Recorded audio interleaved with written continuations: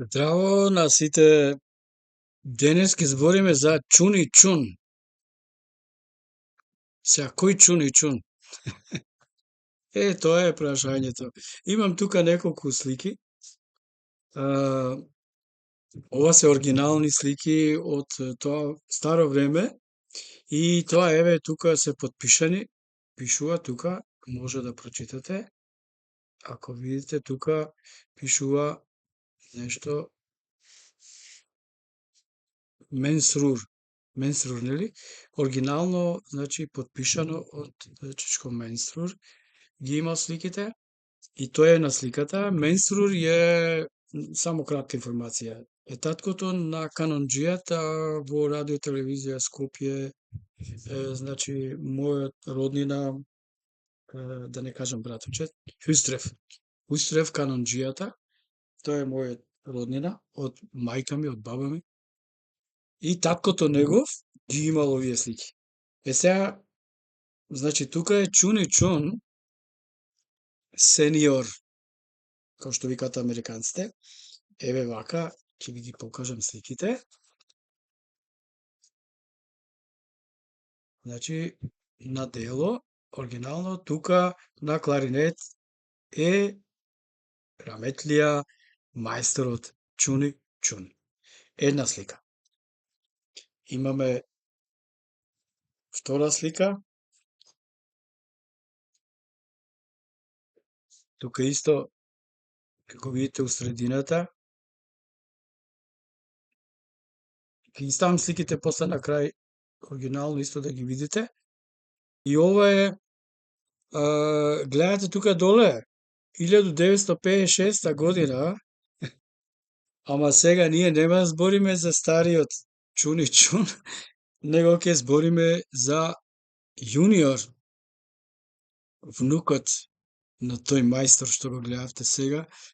Станува збор за Чуни, нашиот млад дечко, перспективен кларинетист, кој пораснал во Шуто Ризари и свирел едно време во Шуто Ризари и свирел со сите, скоро сите познати музичари. И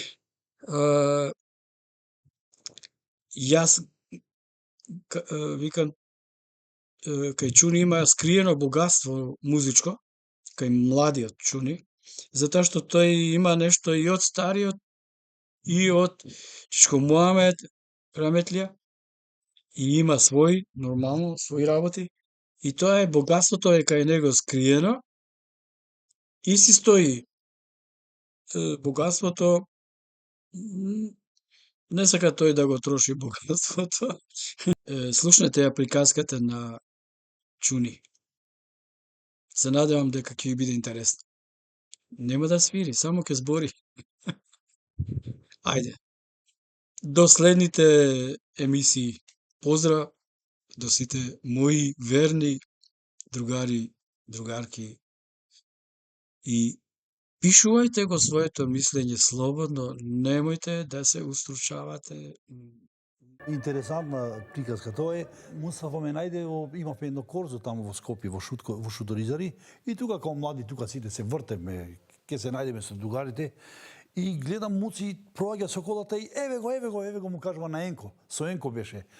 И викам, што е работа? Каде ти е кларинетот? Викам, кларинетот дома ми е. Ајде, земи го кларинетот и како идеме.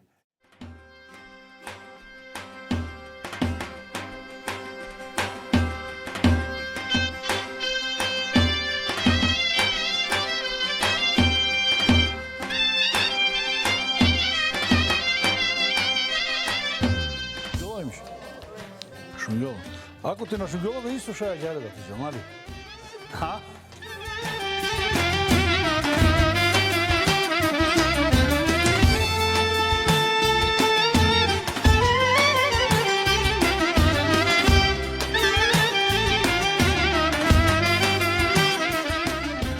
Јас сум Чуни, идам од музичка фамилија, 4-то поколение сме на кларнетисти. Почна тоа од дедо ми, па од таткото негов, од дедо ми, па почна сите браќа да свират кларнети од Чичковците и татко ми исто, Па и ние почнавме да тераме таа традиција. Имам еден братчет исто што свири он кларинет. И тоа иначе доаѓаме од Скопје, од Шуторизари. Познато е Шуторизари, мислам дека го знаете. И муци од тамо. И подолго време сум тука, веќе 32-3 години сум во Брисел, во Белгија, официјално. И така тераме, тука сме, тука останавме.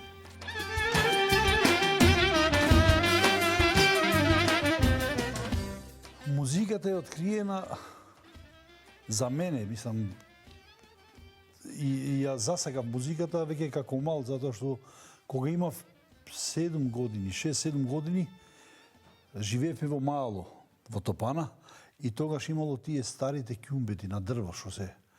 И ја имав увек машата, баба ми што ќе го измешаше огинот. И со нејзе и ќе земев со машата и се црно се праев.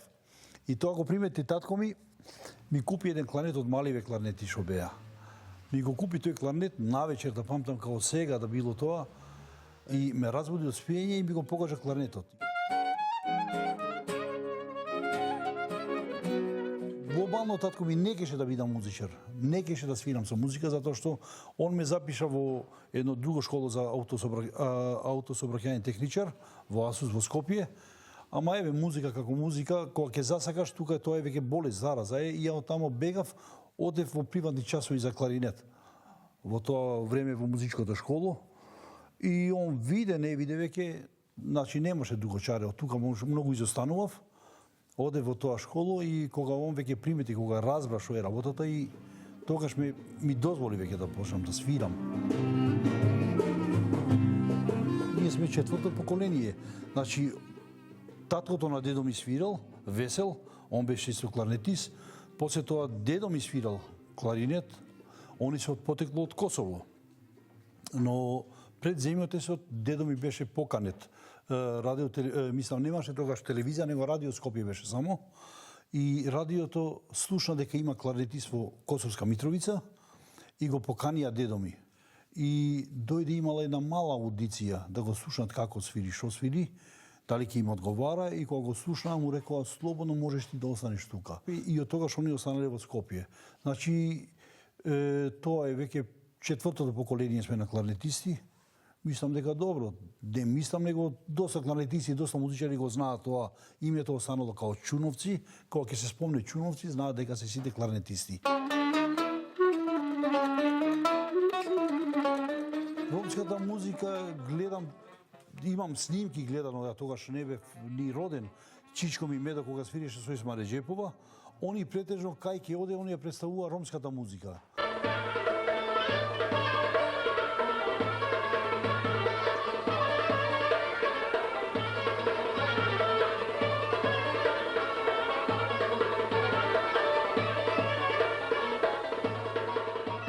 Иначе со Есма беше Чичко ми, и ова морам да го кажам затоа што пишува во книгата на Есма, мислам, има она една книга напишано, нејзината биографија, и тука и она спомнува дека Чичко ми Медо Чун ја отхил Есма како пејачка.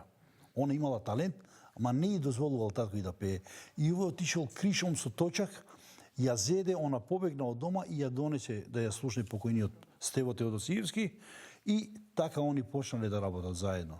А иначе не е само на нејзе, он му даде и многу, он е многу популарен композитор, значи он е многу познат како композитор и како продуцент на музика.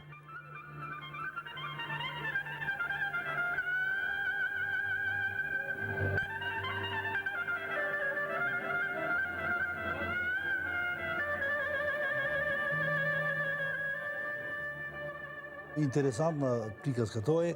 Мустафа ме најде, имавме едно корзо таму во Скопје, во Шуторизари, и тука како млади, тука сите се вртевме, ќе се најдеме со другарите, и гледам муци проаѓа со колата и еве го му кажува на Енко, со Енко беше. И викам, што е работа? Каде ти е кларнетот? Викам, кларнетот дома ми е. Ајде, земи го кларнетот и како идеме. И ја отидов, влегов дома, не кажав на мајка ми каде одам, што одам, го земав кларнетот и се качив у кола и гледам, ме носат у едно, Илинден беше, мислам. Да, Илинден беше кафаната. И веќе кога влегов, тоа веќе свадбата на големо иде, тоа играт луѓето све. Ајде, вика, намеси го кларнетот, вика, ќе свириш. И ја земав, го намислив клането тоа што знаев, свиревме цела вечер таму свиревме и на крај како го завршиме свадбата, треба да ги поделиме парите. И сега они почнале да ги диплат парите. Парите беа околу 2-3 торби. Свиревме кај едни од овие најбогатите што беа во Скопје во тоа време. Кај Амди Бајрам, он имаше кумство со еден пријател. И веќе они ги диплат парите, ги диплат во штосови, ги прават парите во тупци. И сега ја чекам, сега викам, ќе ми дадат некој динар, као за мал. Знаеш, еве ти ова да се напиеш нешто или да се купиш нешто. Сега они ги делат парите, ги делат и едно купче, еве вика ова е за тебе. Пак ги делат парите, пак на сите купчиња и пак мене уште едно купче. Сега ги гледам парите, викам, дали ме зафркават, викам, што е работата? А ја во тоа време уште кога свирев со нив, мал, гледам парите, ме на китија со пари. И на сликарот му викам, дај ми слика, ми викам една слика, викам со кларето, со парите, викам да се пофалам. И ја имав таа слика и кога отидов дома, првото мајка ми што ме праша што направи. Кај ги украдо овие пари, што направи? А викам, не ги украдов парите, него свирев една свадба. Каква свадба ти си свирал? А викам, свирев со Мустафа, Мезеде Мустафа. И тоа беше првата свирка што ја свирев со Муција, свирев со Мустафа. И големи пари земаве, па утре кога отидов во школу, ете ти моје фалење со сликата, абе гледај, викам колку пари земав. И овие другарите, абе шо бараш ти тука, бе, вика, ја да свирам како тебе, вика, да земам толкави пари. Ќе напуштам и школу и све ќе напуштам, вика, ќе одам да свирам. И е така почнала со музиката. Свирев доста пати, ме земал Муци со себе со Енко, после со други оркестри, па после со татко ми одев по татко ми малце, ќе го заменам и него почесто и така веќе стана тоа, патот го следува веќе на музиката и така почна со свирката. Вака со Мустафа, кога ќе се ангажира Мустафа нешто, кога ќе ме викне, ќе има некои ангажмани и чуни, ќе можеме тука можеме да идеме. Да сум некој ноталист, не сум ноталист, одев во часови, имам нешто познавање, ама не можам да читам нота. И тука предизвик, мислам, нема никаков предизвик нешто да биде нешто шокантно, затоа што веќе музиката кога ја знаеш, ќе чуеш еднаш, два пати, три пати со Муци, поготово Муци како што е музичар, многу лесно се работи со него. Он знае да објасни, знае да ти го каже тоа чисто, фино, убедливо и ја не гледам тука никаков предизвик, него тоа е како една тотално нормална работа. Запознаваш други луѓе, тоа е најнормално. Запознаваш луѓе од други нации, од други музичари на друга врста музика. Добро е тоа, да, те радува, најнормално тоа се радува човек.